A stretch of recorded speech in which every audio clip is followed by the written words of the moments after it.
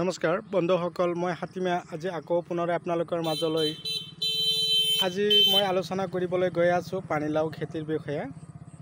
আপোনালোকে মোৰ ভিডিঅ' এখন স্কিপ নকৰাকৈ আজি আপোনালোকে আৰম্ভণিৰ পৰা তাৰমানে শেষলৈকে চাব লাগিব। তাৰ মানে হ'ল আজিৰ মোৰ ভিডিঅ'খন হ'ল বহুত গুৰুত্বপূৰ্ণ ভিডিঅ'। এই ভিডিঅ'ৰ মাজেদি আপোনালোকে অশেষ কথা জানিব পাৰিব। এটা কথা আপোনালোকে নাজানে যে এই পানীলাও হোক, ভোল খেতিয়ে হোক বা বেলেগ বেলেগ চব্জিয়ে হোক, তাৰমানে বাৰিষাত কৰিব পৰা চব্জিৰ বিষয়ে মই আলোচনা কৰিবলৈ গৈ আছোঁ। তো বাৰিষাত কৰা এই পানীলাও খেতিডৰাত নানান সমস্যাত সন্মুখীন হওঁ। যদি এনেকুৱা সমস্যাত আপোনালোকেও সন্মুখীন হৈছে তেনেহ'লে কিন্তু বহুত ডেঞ্জাৰাছ হৈ থাকিব। তো কথা হ'ল পানীলাও খেতি কৰি কেনে পায় আপোনালোকে বা কৰিছে বা কৰিম বুলি আশা কৰিছে, তো অশেষ ধন্যবাদ আপোনালোকলৈ।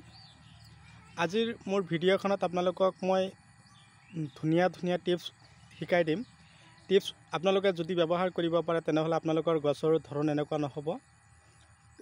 মাত্ৰকৈ চাং পাইছেগৈ কিন্তু গছৰ ধৰণ এনেকুৱা হালধীয়া হৈ গৈছে, পাতবিলাক এনেকুৱা কেঁকুৰা মেকুৰা হৈছে। প্ৰধান সমস্যাটো হ'ব কি, গছত লাও দুটা এটাকৈ লাগিবলৈ আৰম্ভ কৰিছে কিন্তু শিপাত সমস্যা হৈছে। ধৰক এইখন খেতি কৰা হৈছিল বাৰিষাতেই, বহাগ মাহত খেতিডৰাত গুটি ৰোৱা হৈছিল। আজি ধৰক ইয়াৰ বয়স 2 মাহ পাৰ হৈ গ'ল। এতিয়া ধৰক 2 এটাকৈ পানীলাও লাগিবলৈ আৰম্ভ কৰিছে। তৎক্ষণাত গছত হঠাৎকৈ বেমাৰ দেখা দিছে। বেমাৰ মানে কি, গছৰ শিপাৰ প্ৰব্লেম হৈ আছে। এইটো শিপাত কি হয়, এক ধৰণৰ পানী জমা হয়। এনেকৈ ধৰক বৰষুণ বেছি হৈ আছে। বৰষুণৰ ফলত আপোনালোকে চাব পাৰিছে,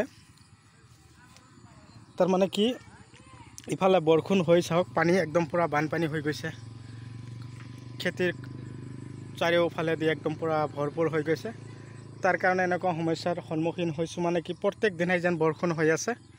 এই বৰষুণ হোৱাৰ ফলত গছখিনিৰ হালধীয়া মাৰি দিছে। তাৰ কাৰণে মই আপোনালোকক ঔষধখিনি কৈ দিম। তাৰ পিছত কি হৈছে, গছখিনিৰ শিপা। তো কথা হ'ল কি, খাদ্য, শিপাই কিন্তু আমাক খাদ্যৰ যোগান ধৰায়, মাটিৰ পৰা ৰস টানি লয়। যিখিনি গোবৰ সাৰ দিব লাগে আমি সেইখিনিও খেতিক দিওঁ। কিন্তু কথা হ'ল ফলৰ কাম কৰিবৰ কাৰণে শিপাৰ কিন্তু বহুত এটা জৰুৰী। শিপাই যদি গছৰ ভাল এটা কাম নকৰে তেনেহ'লে কিন্তু নানান সমস্যাত আমি সন্মুখীন হওঁ। গছখিনি হঠাৎকৈ মৰি যোৱাৰ আশংকা থাকে শিপাত যদি প্ৰব্লেম হয়। এতিয়া কি হ'ল, বহাগ জেঠ আহাৰ, মোটামুটি মে' জুন জুলাই এইকেইটা মাহত আপোনালোকে যদি খেতি কৰে তেনেহ'লে মোৰ ভিডিঅ'খন স্কিপ নকৰাকৈ চাব লাগিব। তাৰ কাৰণ হ'ল আজিৰ এই ভিডিঅ'ৰ মাজতে আপোনালোকৰ লগত মই অকণমান বেছিকৈ সময় লৈ কথা পাতিবলৈ গৈ আছোঁ। তাৰ কাৰণে মই আপোনালোকক এই টিপছৰ লগতে ধুনীয়া ধুনীয়া ঔষধৰ নামক আপোনালোকক কৈ দিম। যদি আপোনালোকে এবাৰ ব্যৱহাৰ কৰিব পাৰে তেনেহ'লে কিন্তু আপোনালোকে আৰু বেলেগ ঔষধ আপোনালোকে খেতিত ইউজ কৰাৰ কোনো প্ৰয়োজন নাহিব। মই যিখিনি ঔষধৰ নাম আপোনালোকক ক'ম, একেবাৰে দাম কম ঔষধখিনি আপোনালোকে পাৰিলে খেতিত দিব। আজিকালি ধৰক নানান ধৰণৰ কোম্পানীৰ মানুহখিনি আহি নানান ধৰণৰ ঔষধ সাৰ, বহুত দামী ঔষধৰ নামখিনি আমাক কৈ দি যায়। আমি সেইবিলাক ঔষধ কিনি বজাৰৰ পৰা আনো বা এজনৰ পৰা সংগ্ৰহ কৰোঁ, কৰি কিনে গছত দিওঁ। তাৰপিছতো কিন্তু আমি গছখিনি ধৰক বচাব নোৱাৰোঁ বা ৰক্ষা কৰিব নোৱাৰোঁ। তাৰ কাৰণে আপোনালোকলৈ এই ভিডিঅ' আজি। কিন্তু কথা হ'ল কি, আপোনালোকে যদি মোৰ ভিডিঅ' চাই ভাল পাইছে তেনেহ'লে মোৰ ভিডিঅ'ত আপোনালোকৰ মূল্যৱান আঙুলিৰ এটা লাইক দি দিব।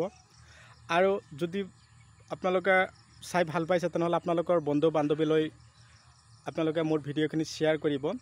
আৰু কথা হ'ল আপোনালোকে মোৰ ভিডিঅ'খন আজি কেৱল এইটো যে নহয়, তাৰপিছত আগত যিখিনি ভিডিঅ' আপোনালোকক দিম আপোনালোকে চাব লাগিব। মানে হ'ল এতিয়া আপোনালোকে বহুত প্ৰব্লেমত পৰিব। মানে কি, এই এনেকুৱা ধৰণৰ সময়ত, তাৰমানে বৰ্ষাকালত কৰা খেতিবিলাকৰ এই সমস্যাত আপোনালোকে ভুগি থাকিব। তাৰ কাৰণে আপোনালোকক এনেকুৱা ধৰণৰ ভিডিঅ' দি থাকোঁ মই।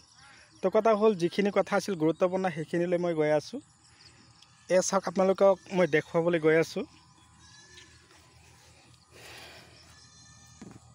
নিশ্চয় আপোনালোকে দেখাই পাই আছে। আপোনালোকক মই অন কেমেৰাত ধুনীয়াকৈ দেখুৱাই দিছোঁ। শিপা মই যে আপোনালোকক ক'লোঁ যে শিপাত কিন্তু পানী জমা হৈছে। পানী জমা হ'লে কিন্তু শিপাত নানান ধৰণৰ সমস্যা হয়। আপোনালোকে এই শিপাটোত লক্ষ্য কৰক, এইটো শিপাত কিন্তু পানী জমা হৈছে। পানী জমা হোৱাৰ ফলত কি হয়, গছৰ পাতখিনি এনেকুৱা হালধীয়া হেতাৰ পৰা কেঁচুৰি খাই মৰি যায়। তাৰ ফলত গছখিনি মৰি যোৱাৰ আশংকা থাকে। তাৰ কাৰণে আপোনালোকে কি কৰিব, সাৰৰ দোকানত গৈ ঔষধখিনি সংগ্ৰহ কৰিব। ঔষধৰ নামটো আপোনালোকক কৈছোঁ। যদি আপোনালোকে মোৰ চেনেলৰ নতুন হৈ আছে তেনেহ'লে মোৰ চেনেলখন ছাবস্ক্ৰাইব কৰিব, কাষত থকা বেল আইকনখন অন কৰিব, যাতে এনেকুৱা ধৰণৰ মই উন্নত ধৰণৰ ভিডিঅ' জৈৱিক পদ্ধতিৰে বৈজ্ঞানিক পদ্ধতিৰে কৰা মোৰ ভিডিঅ'খিনি আপোনালোকক মই দি দিব পাৰোঁ।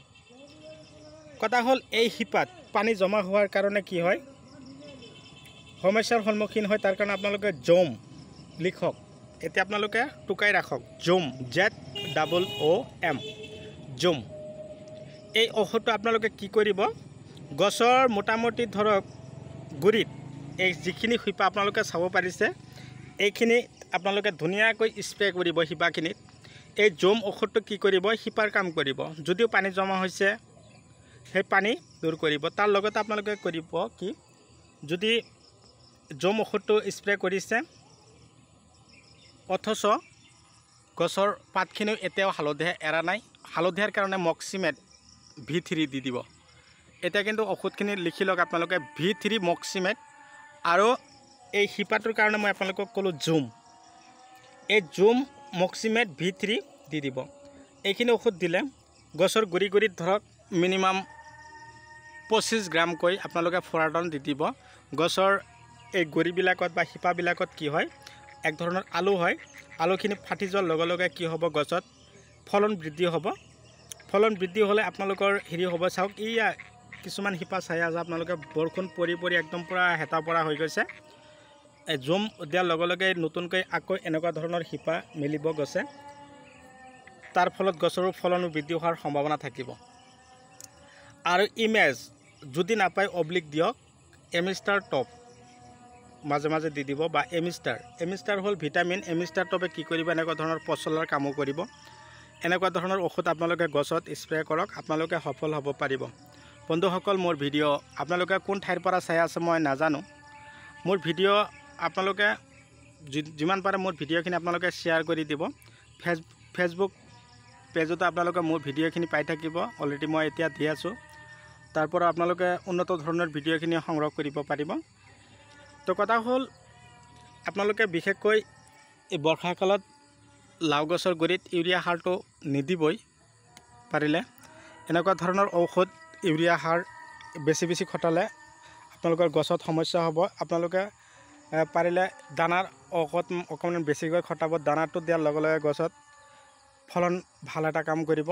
এতিয়া ধৰক বৰষুণ দিনক দিনে বৃদ্ধিহে হ'ব। তো বন্ধুসকল, যিখিনি ঔষধ আপোনালোকক মই কৈ দিলোঁ, যিখিনি ভিডিঅ'ৰ মাজতে কথা ক'লোঁ, আপোনালোকে নিশ্চয় উপকৃত হ'ব পাৰিব বুলি মই আশাৰে আজি মই আপোনালোকৰ মাজৰ পৰা বিদায় লৈছোঁ। পৰৱৰ্তী ভিডিঅ'ত মই আপোনালোকক পুনৰাই লগ পাম। ধন্যবাদ।